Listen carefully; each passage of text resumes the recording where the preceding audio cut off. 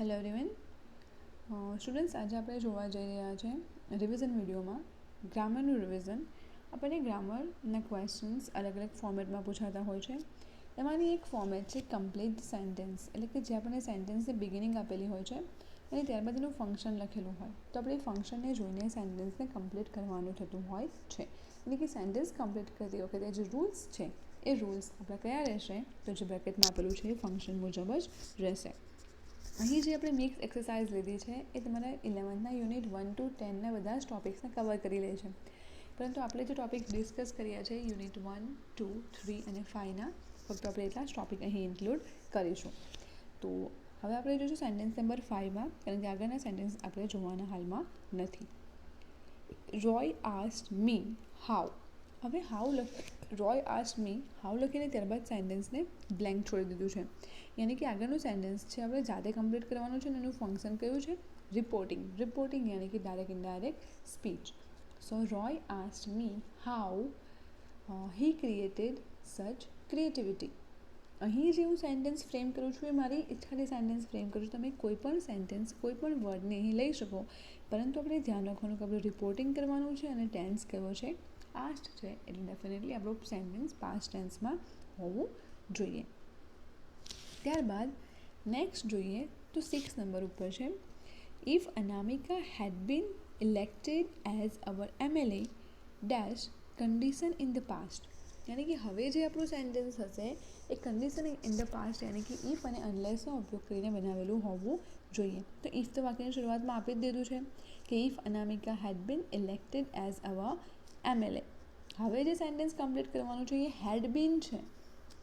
So next sentence જે આપણું complete કરવાનું આવશે તે સેન્ટેન્સમાં કમ્પલસરી શુડ, વુડ, કુડનો ઉપયોગ થયેલો હોવો જોઈએ, પ્લસ એની સાથે કમ્પલસરી હેવ અને ત્યારબાદ પાસ્ટ પાર્ટિસિપલ. તો આપણું સેન્ટેન્સ આપણે આવી રીતે બનાવી શકીએ, if Anamika had been elected as our MLA she would have been our minister or we would have got justice. Sentence તમારે ફ્રેમ કરવાનું છે, ફક્ત આપણે નિયમને ધ્યાનમાં રાખવાનું છે. ત્યારબાદ જોઈશું 7th one, Ruchika and Pranam are invited as guest showing contrast. Contrast યાની કે વિરોધાભાસ.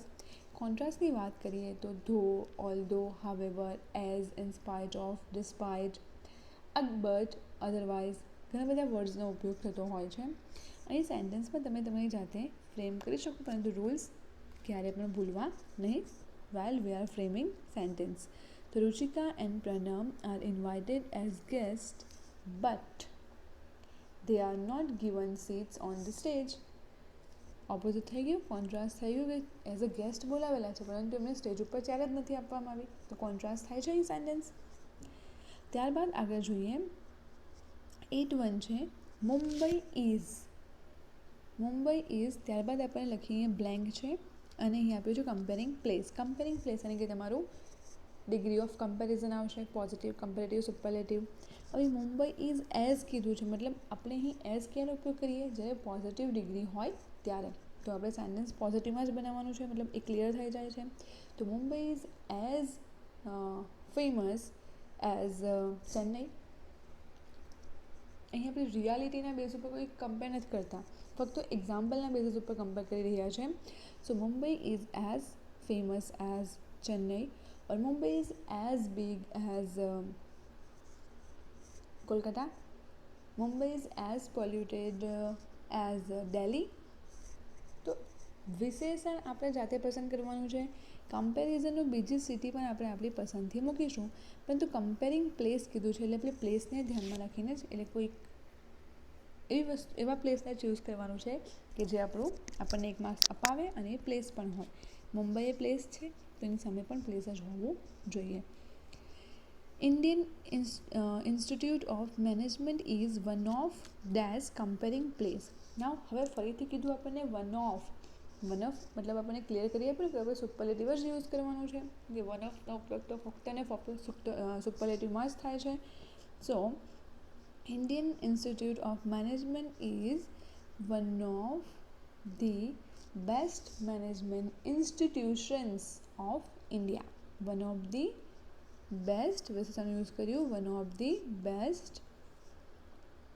મેનેજમેન્ટ ઇન્સ્ટિટ્યુશન પ્લુરલ છે શા માટે કારણ કે વન ઓફ ધી હોય સુપરલેટિવ હોય તો આપણું જે કમ્પેરિઝન જે ક્રાઇટેરિયામાં આપણે કમ્પેર કરીએ છીએ હંમેશા પ્લુરલ જ આવે. ત્યારબાદ આગળ જોઈશું તો નેક્સ્ટ વન આવશે રિક્વેસ્ટિંગ 14 વુડ શબ્દ આપણે રિક્વેસ્ટ કરવા માટે યુઝ કરીએ છીએ. So would you give me your pen would you give me your pen તો would you give me your pen એ રિક્વેસ્ટિંગનો ટોન દર્શાવે છે. તમે કદાચ પ્રીવિયસ યર્સમાં ભણીને આવ્યા હશો. 15 છે it was a stormy night describing time એટલે કયો વર્ડ યુઝ થાય ડેફિનેટલી વેન. તો it was a stormy night when I came mister Rathod યા I came my new friend. Sentence તમારે ફ્રેમ કરવાનું છે, ખાલી રૂલ્સ ધ્યાનમાં રાખવું. નાવ નેક્સ્ટ વન જોઈશું તો આપણા માટે છે 24th one a little is more than the list. a little is more than the list comparing thing છે મતલબ કંઈક વસ્તુની કમ્પેરિઝન કરવાની છે તો અહીંયા સેન્ટેન્સમાં આવી રીતે ફ્રેમ કરી શકું. નાવ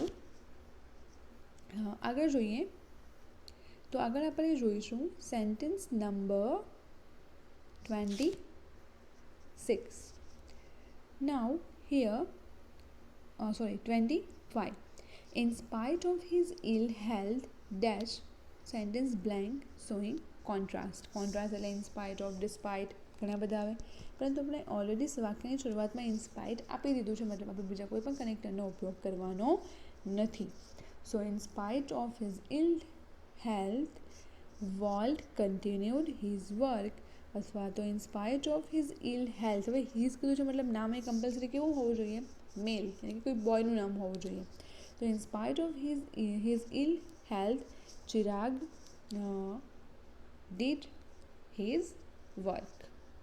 કોન્ટ્રાસ્ટ થઈ ગયું બીમાર હોય તો આરામ કરવો જોઈએ પણ એ તો કામ કરે છે મતલબ એ કોન્ટ્રાસ્ટ થાય છે. ત્યારબાદ સેન્ટેન્સ નંબર 27 જોઈએ. Had we not been ruled by the British condition in the past. Now had we not been ruled by the British હવે હેડ કીધું છે મતલબ એ કન્ડિશન ઇન ધ પાસ્ટ જ છે ત્યાં ઇફ લખવાની જરૂર નથી આપણે આગળ પણ ચર્ચા કરી ગયા છે. સો સેન્ટેન્સ છે had we not been ruled by the British we would have been citizens of the richest country. કે જો આપણી પાસે બ્રિટિશ સાથે રૂલ ન કર્યું હોય તો આપણે એકદમ પૈસાદાર દેશના નાગરિકો હોત પરંતુ એ શક્યતા છે.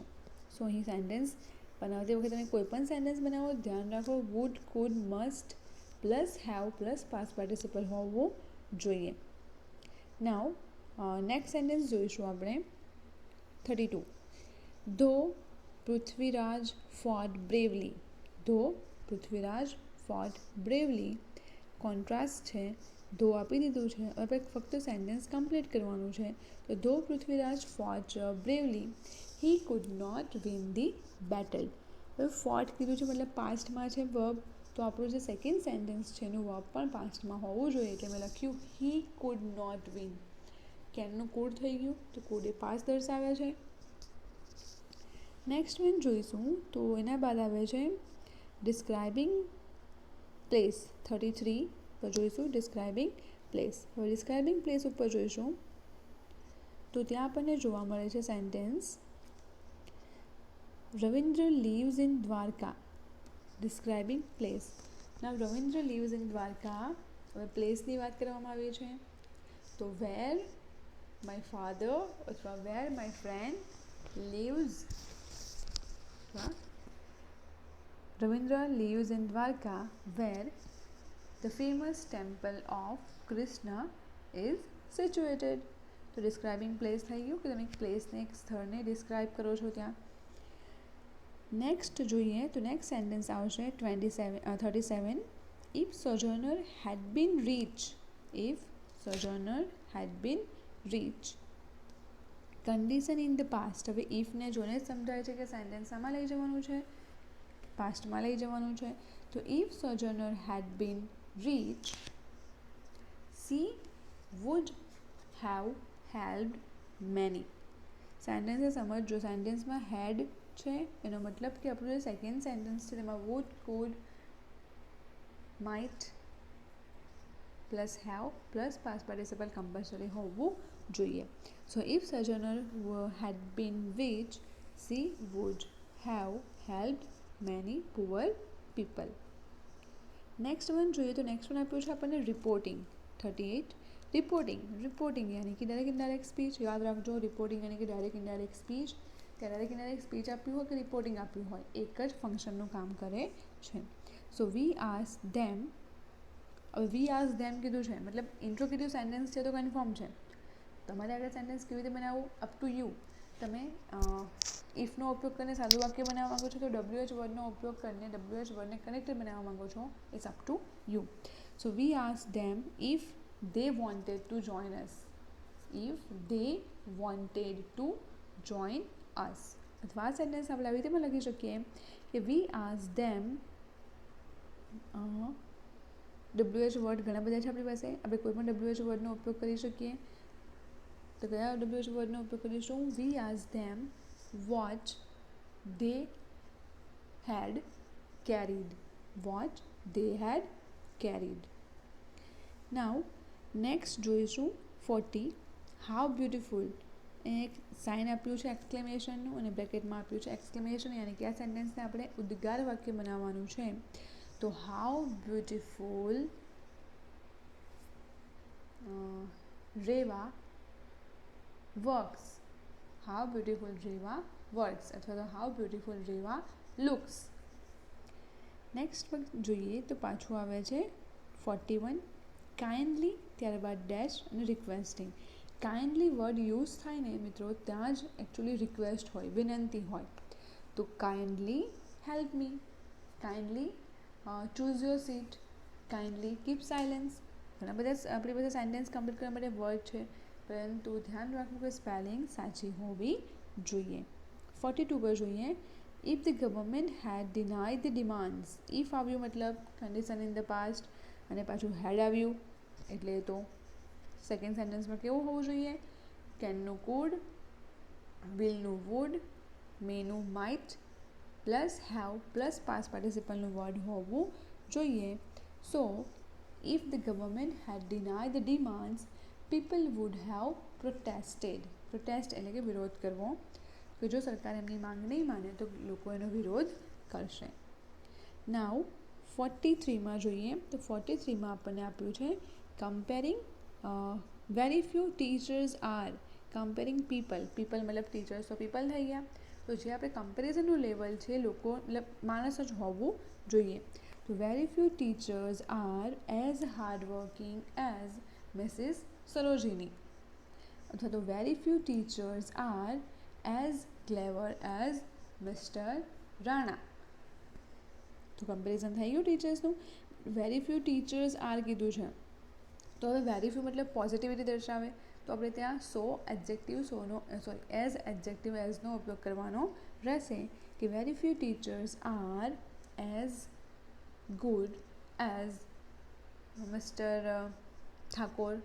અથવા તો મેં very few teachers are as helpful as Mrs Bhardwaj.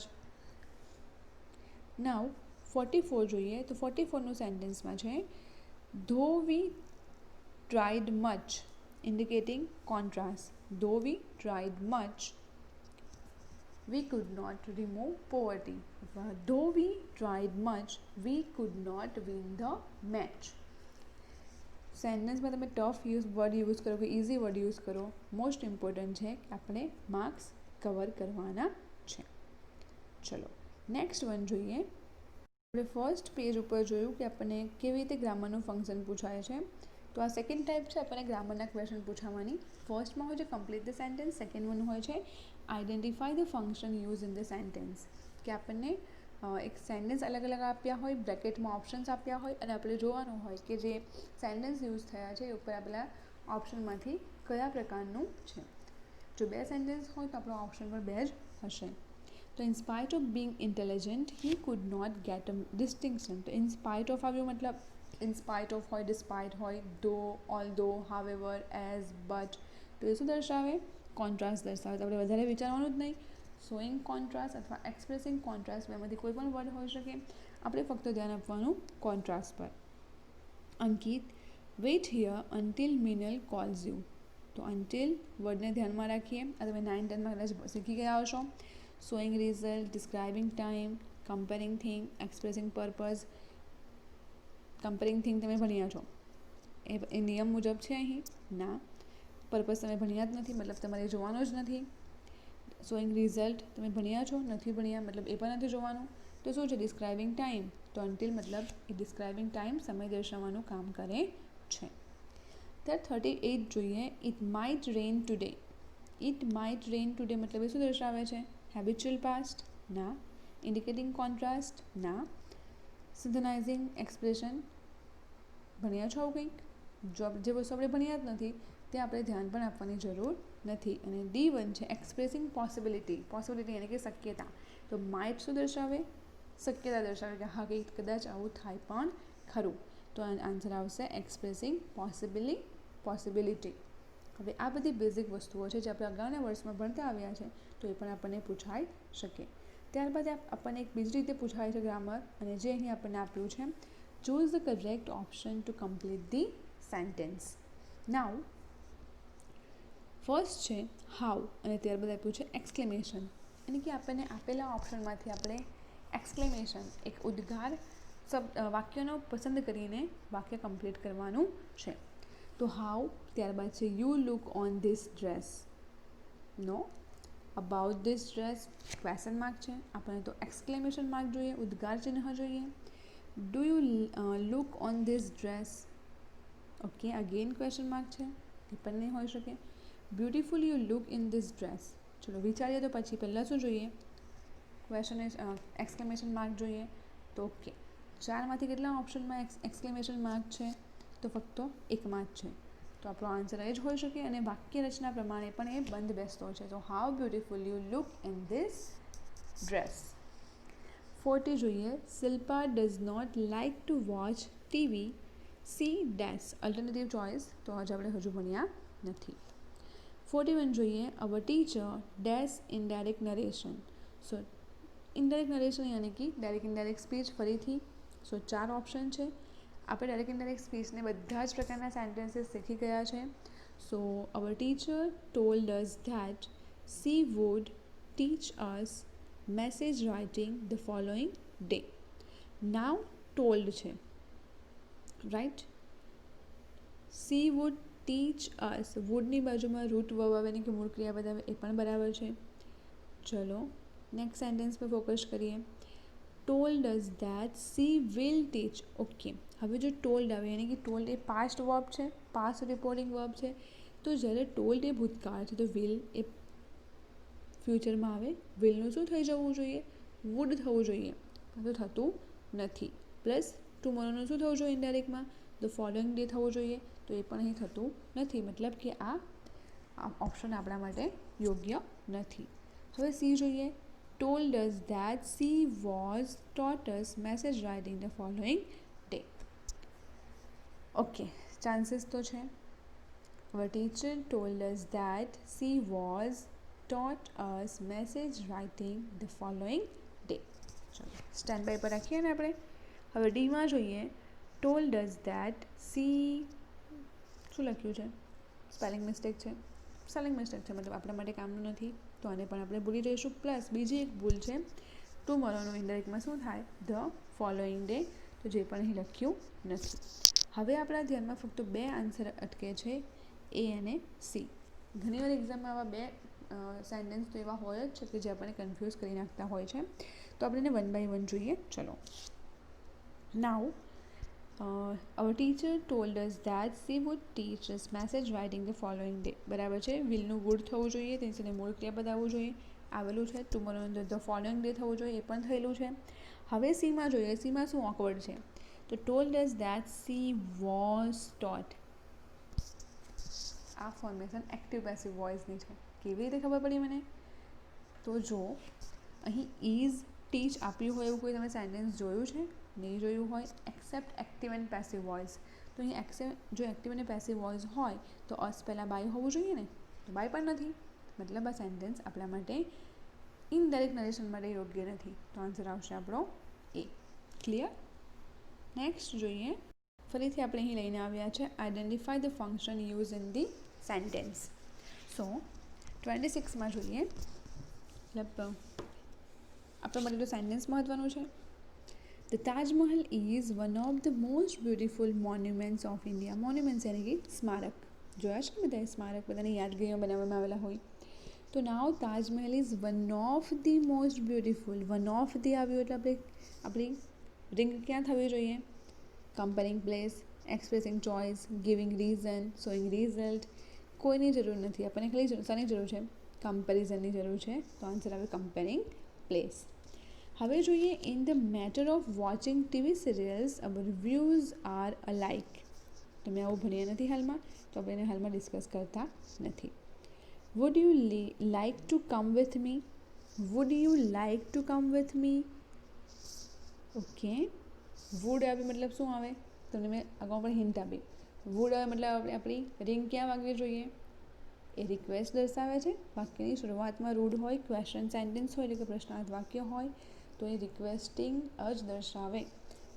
Opinion, offering suggestion, advice, requesting a person. તો આવશે રિક્વેસ્ટિંગ અ પર્સન. ઓકે. તો આ પ્રકારના અલગ અલગ રીતે આપણને ગ્રામર પૂછાઈ શકતું હોય છે. ઓકે. હવે નેક્સ્ટ આ પ્રકારનું પણ તમને એક ફંક્શન પૂછાતું હોય છે. એનું હેડિંગ હોય છે select the most appropriate responses. Responses યાની કે પ્રતિક્રિયા. અને જ્યારે તમને આ પ્રકારનું સેન્ટેન્સ હોય ને ત્યારે હંમેશા યાદ રાખવું કે તમારી પાસે 2 ડાયલોગ્સ હશે. મતલબ કોઈક બોલનાર હોય તો કોઈક સાંભળનાર હશે. ઇન શોર્ટ તમારે કોઈકનો રિસ્પોન્સ આપવાનો હશે, કોઈક સેન્ટેન્સની પ્રતિક્રિયા આપવાની હશે. સો અહીં છે student sir I can't solve this sum. Varun sir blank આપ્યું છે. અહીં લખ્યું છે expressing condition in the past. મતલબ ઇફ અનલેસનો ઉપયોગ કરવાનો છે, એ કન્ફર્મ છે. તો વર્ક હાર્ડ. જો સેન્ટેન્સ ભલે સાચું હોય, આપણે શું જોવાનું છે? આપણા ફંક્શન પ્રમાણે સેન્ટેન્સ સાચું છે કે નહીં. You must solve it otherwise you will be failed. You can do it. Had you carefully attended my lecture you would have solve. હવે અહીં જે એપોસ્ટ્રોફી ડી આપ્યું છે ને, આવું ચિહ્ન આપ્યું છે, એ વુડ છે actually. You would have solve it. હવે કન્ડિશન ઇન ધ પાસ્ટ છે, હેડ છે, હેડ સાથે પાસ્ટ પાર્ટિસિપલ છે. બાજુના વાક્યમાં would plus have plus past participle છે, એટલે કે ભૂતકૃત્યનું રૂપ છે. મતલબ આપણું સેન્ટેન્સ કેવું સાચું થયું? ડી. એ આપણો સાચો આન્સર છે. હવે 37માં જોઈએ. 37માં આપણને આપ્યું છે Kiran have you seen such huge tree before? Fit is comparison. Comparison એટલે આપણી રિંગ વાગે. Positive, comparative and superlative. ચલો ઓપ્શન્સ જોઈએ. Our Kabir word is user than this one. So આપણને આપણા કમ્પેરિઝનમાં શું જોઈએ? વિશેષણ હોવું જોઈએ અને વિશેષણમાં ER પ્રત્યે લાગેલો હોવો જોઈએ. દેન સેકન્ડ સેન્ટેન્સ જોઈએ. No I haven't seen anywhere. Yes I have seen in the Narmada region. region यानी कि प्रदेश. It is very vast. હવે તેને કમ્પેરિઝન यानी कि પોઝિટિવ, કમ્પેરેટિવ અને સુપરલેટિવ ડિગ્રી ક્યાં દેખાય છે? કયા સેન્ટેન્સમાં છે? તમે કહેશો કે સેન્ટેન્સ નંબર 1માં આપણને કમ્પેરિઝન જોવા મળે છે. તો સ્ટુડન્ટ્સ આ પ્રકારનું કોઈ પણ રીતે ગ્રામર આપણને પૂછાઈ શકે. નેક્સ્ટ પાર્ટમાં આપણે એક નવા ટૉપિક સાથે મળીશું. તો આ વિડીયો જુઓ, પ્રેક્ટિસ કરો. આપણે જે ગ્રામરના પોર્શનમાં રાઇટિંગ પોર્શન કરાવ્યો છે, એક્સરસાઇઝ કરાવી છે, એક્ઝામ્પલ્સ આપ્યા છે, એને રીડ કરો, પ્રેક્ટિસ કરો અને એને સમજો. Keep watching our channel. Like us. Thank you.